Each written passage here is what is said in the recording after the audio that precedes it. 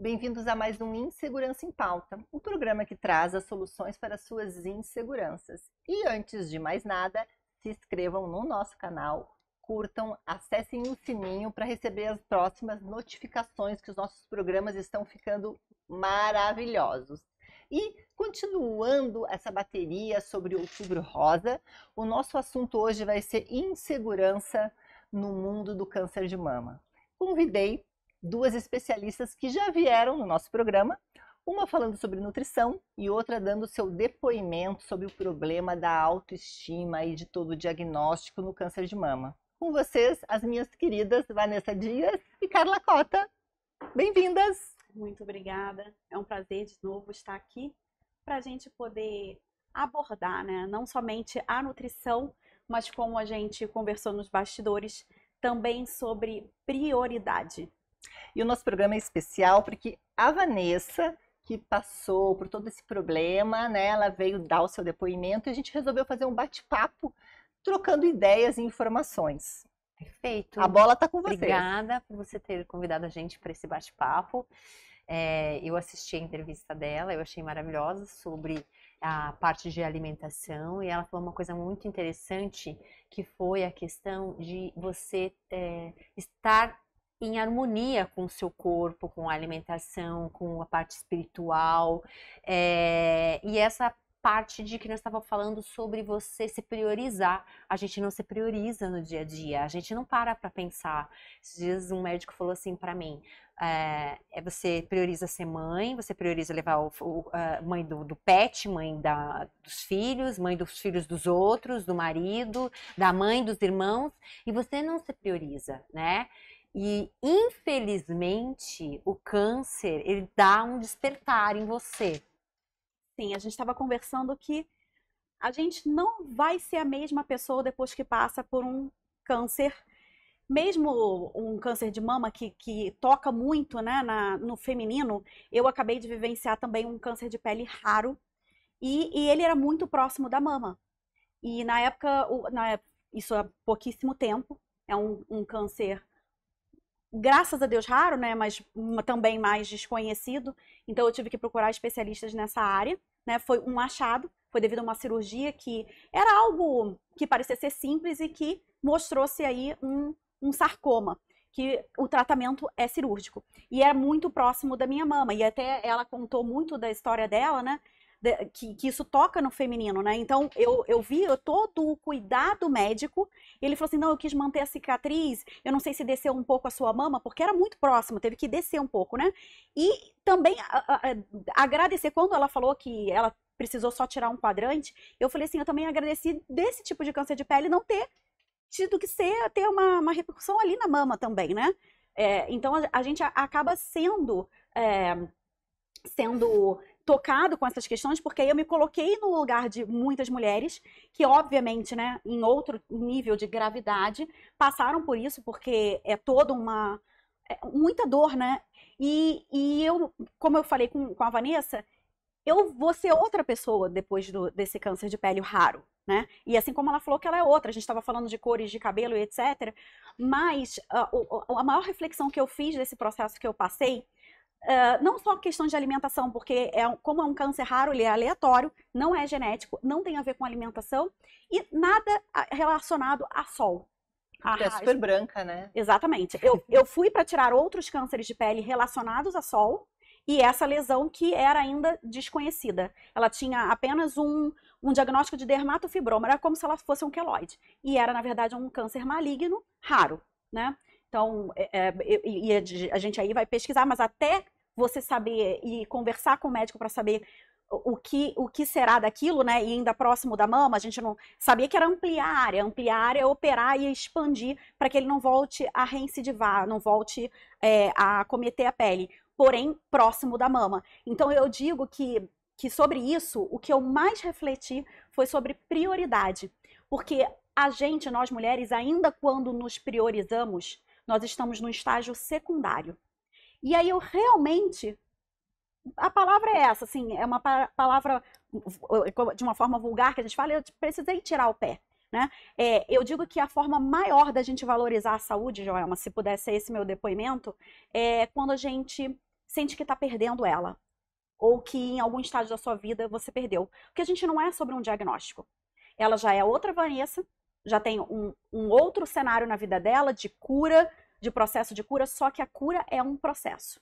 Quando eu me curo hoje, eu vou ser outra também com as minhas pacientes. Eu quis reverberar esse acontecimento na minha vida para um chamado para que as mulheres se priorizassem. Porque o meu teve tempo de operar, né?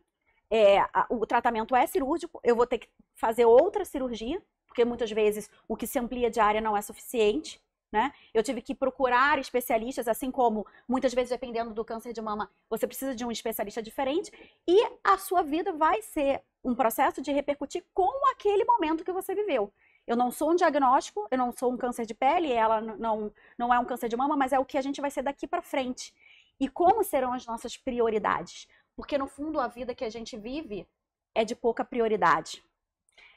Eu acho que no correr da vida, né? No decorrer da vida, no decorrer do dia a dia, você acaba priorizando sempre alguma coisa. Você prioriza o marido, o filho, né? Enfim. E você não está priorizando você. E quando você descobre o câncer, você tem que parar com tudo. Você não pode mais priorizar seu marido, você não pode mais priorizar ninguém, porque você precisa urgentemente parar e se priorizar. E aí, nesse momento, você começa a perceber que tudo flui também sem você. Por que tu acha que as mulheres não se priorizam? Porque, assunto... gente, essa é uma discussão muito interessante, João, porque assim, você acaba priorizando a casa, você acaba priorizando o seu trabalho, você quer dar conta de tudo, você quer ser a mulher poderosa. É nosso isso, entendeu? Você vai, da natureza você só vai. feminina, né? Você quer ser uma boa empreendedora, você quer ser ótima empreendedora, você quer ser uma ótima mulher, você tem que estar no shape, você tem que cuidar do cabelo, da pele, do filho, fazer a unha do pé, da mão, você quer organizar a viagem, você quer fazer tudo. A gente quer abraçar tudo e a gente não é uma super mulher, entendeu? A gente não é uma mulher poderosa, assim, não sei como é que fala, uma super mulher. É esse arquétipo da Mulher Maravilha que a gente vive. Isso. Né? E o que a Mulher Maravilha é? Uma salvadora. Ela salva o mundo, né? Ela salva. E a gente não pode mais ficar nesse papel. Na minha opinião, a gente não pode mais ficar. Mas, infelizmente, a gente não consegue... O câncer traz essa decisão. É uma decisão. É uma decisão do outro olhar. E outra, o que eu falei quando eu me operei. A primeira vez, eu recebi muitas mensagens das pessoas, né? Porque a gente tá ali vivendo a vida, com a agenda toda marcada. E aí, o universo fala, para tudo. E todo sinal importa. O corpo, Joelma, vai dando sinais. Eu agora que eu trabalho com essa formação em nutrição holística, corpo, mente, espírito, holístico não tem nada a ver com místico. É porque nós somos isso mesmo. É aquilo que eu falei sobre o conceito de dieta. O conceito grego de dieta é modo e estilo de vida. Como a gente vai ter, né, saudabilidade com esse modo de estilo de vida Mulher Maravilha? Impossível. De que a gente dá conta de tudo. De que a gente tem o bracelete, que a gente tem o escudo, né? Só que essa não é a vida real, né? A gente vai ao médico, mas é tudo atropelado, né? Às vezes até a ida aos médicos, os exames vão sendo todos... Eu atendo muitas médicas, né? Então, com esse meu falar e o que eu quis colocar ali, é que vieram 3 reflexões muito importantes para mim, que eu vejo que isso conecta com as mulheres do câncer de mama também, porque que é uma dor profunda, mas é sobre você dar limite, né? Pele tem a ver com que limite que a gente está dando para o outro, o não, né?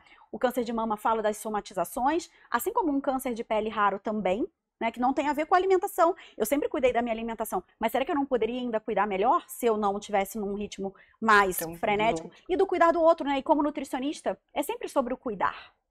E era sempre sobre muito mais cuidar do outro, né? A minha mãe, eu vivenciei o câncer de mama com a minha mãe. Então, hoje, eu fico monitorando, eu sou como se fosse aquela... Mãe, você comeu pouco vegetal. Mãe, a fruta é uma coisa que não é um problema lá em casa. Mas eu fico ali, em exercício do luta e fuga, exercitando o meu simpático o tempo todo. A gente vive naquele sistema de luta e fuga. Quando é que a gente relaxa? Quando a gente olha os nossos sinais. Essas minhas questões na pele, elas já estavam ali. Os médicos me perguntavam, a médica me perguntava, a que detectou, falou assim, isso está muito estranho. Há quanto tempo você tem isso aí na sua pele? Eu não sabia dizer. que é o não se fazer o autoexame, que não é se conhecer, Se enxergar, que não é se ver no enxergar. Quantas É. vezes a gente faz Se autoexame no priorizar. banho? Quantas vezes a gente faz autoexame no banho? E aí surge alguém e você já fica naquele desconforto. Eu já tinha esse medo por conta da minha irmã que tinha falecido de câncer. Então eu tinha esse medo. Tinha um Então caso eu na ficava, família. eu tenho até hoje um espelhinho para olhar a minha axila. Então quando aparecia alguma coisa diferente, eu sabia que aquilo não estava ali. Mas a maioria não faz isso. E agora, os 3 sinais e 3 reflexões eram sobre limite, prioridade e sobre desacelerar. A gente vive um ritmo de dar conta que é incompatível com saúde mental, que é incompatível com saúde, saudabilidade. Exatamente. Vou chamar uma professora de yoga para fazer insegurança no yoga que traz essa calma. Porque eu Exato. acho que falta um pouco disso, né? Eu estou fazendo, eu era assim, não achava que yoga era muito calmo para mim, né? Porque eu sou do tênis, do beach tênis, da agitação. Que a parte do esporte também é um assunto que é muito importante para nós mulheres, muito. Durante, antes. Inclusive, vale repercutir sobre isso. Atividade física, né, Vanessa? Ela hoje já tem estudos mostrando que você consegue, é como se fazer, diminuir a progressão de células tumorais. Você consegue, com a atividade física, fazer como se fosse é como se a atividade física ela tivesse também um efeito protetor, tão protetor, antitumoral quanto a alimentação. Tanto que eu saía da quimioterapia lá do Einstein e eu ia pra academia lá na Hípica. Eu fazia meu treino e aí depois eu ia para casa, porque normalmente depois da quimioterapia, no dia seguinte, começa um estágio de prostração, né? Que é a parte mais complicada, né, da medicação, enfim. Aí depois de 3 dias você começa a se recuperar. Então nesses 3 dias eu também respeitava meu corpo, eu fazia uma caminhada, que também é importante você, né, identificar que nesse momento você precisa descansar. E aí depois eu gradativamente eu começava os exercícios novamente. Então fazia uma caminhadinha, aí depois eu começava a fazer a musculação. Eu nunca deixei de malhar durante esse período, Djalma. Importante para Silvio foi nosso professor. Foi maravilhoso com a gente. E que é fundamental para o tratamento. Total. Outra, ter músculos, né? É parte da composição corporal que importa. Primeiro, para necessidade de internação, né? Quanto menos músculo a gente tem, mais agravos a gente pode ter numa internação, numa necessidade de um tratamento para câncer de mama. Se você não tem também essa estrutura física, tem a questão de você acabar entrando numa ter anemia durante o tratamento. Por isso as questões nutricionais de insegurança, né?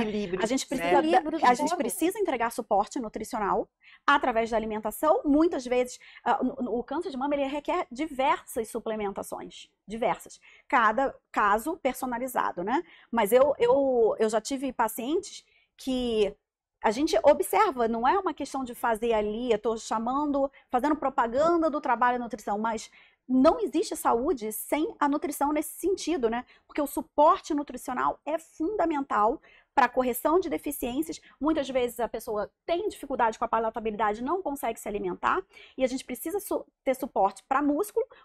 Imagina no caso dela que ainda fez atividade física. Todo esse suporte nutricional para atividade física, pro tratamento, durante a químio, porque no dia da químio a gente precisa fazer uma alimentação específica.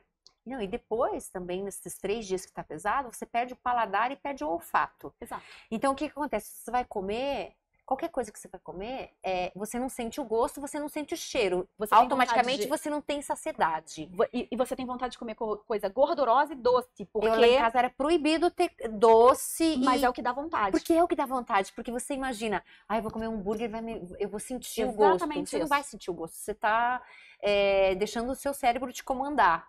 Entendeu? E aí você tem que ter também essa disciplina, né? De você se alimentar bem e entender que aquele período você não está sentindo o gosto das coisas e você tem que comer corretamente. E se a gente pensar, isso tudo que ela falou e isso tudo que eu falei, essas reflexões sobre limite, sobre a questão da gente dar limite, da gente priorizar-se e da reflexão sobre o desacelerar, isso tudo é sobre autocuidado. É uma palavrinha simples. Além da autoestima, né? A autoestima é você aprofundar o autocuidado. Quantas de nós não tem 30 minutos do dia para si? E a autoestima é um resultado de você estar Pra se você- priorizando, Para né? você se impulsionar no autocuidado. Né? Exato. Porque às vezes a gente não tem tempo de, né? A gente vai pensar em estar bem, mas muitas vezes aquele é o exterior e o emocional, gente. Como a gente se sustenta, né? Então, Gente, essas mulheres são maravilhosas. Eu estou aqui calada. Muito obrigada. E agora, nossa, para a gente finalizar, uma mensagem. Cada uma de vocês mande uma mensagem para o pessoal de casa, para as mulheres que estão nos assistindo, por favor. Você primeiro. Posso começar? Bom, a minha mensagem seria você se priorizar primeiramente. E o se priorizar não é deixar a família ou as outras pessoas de lado. É você saber dizer não no momento correto. Então, assim, se priorizar é você tirar um tempo para você. Quando as outras pessoas vêm te pedir uma coisa, você saber dizer não. Agora eu não posso. Agora eu tenho as minhas coisas. Não deixar de fazer as suas coisas para priorizar o do outro, porque é isso que a gente faz no dia a dia. Então, priorize a sua saúde, priorize o seu autocuidado. E o que eu queria deixar de mensagem é que a gente tivesse esse olhar para que todo sinal importa. E que a gente, no nosso dia a dia, leve no fundo do coração e na prática diária o autocuidado. Perfeito. Gente, eu não tenho nem palavras para agradecer a presença de vocês que enriqueceram o nosso programa. Estão super convidadas para outros programas, certo? Será Muito um obrigada. prazer. E Será um obrigada prazer. por lembrar sobre todas essas coisas importantes para nós mulheres. Obrigada pelo convite, obrigada por estar aqui com vocês. Foi maravilhosa essa troca. Obrigada pelo convite, Joelma. E que a gente possa plantar essa semente em todas as mulheres, em todas as pessoas, né? Para esse acolhimento. E esse foi mais um Insegurança em Pauta, um programa que traz soluções para as inseguranças das mulheres hoje, no nosso mês especial Outubro Rosa. Muito obrigada e até a próxima semana.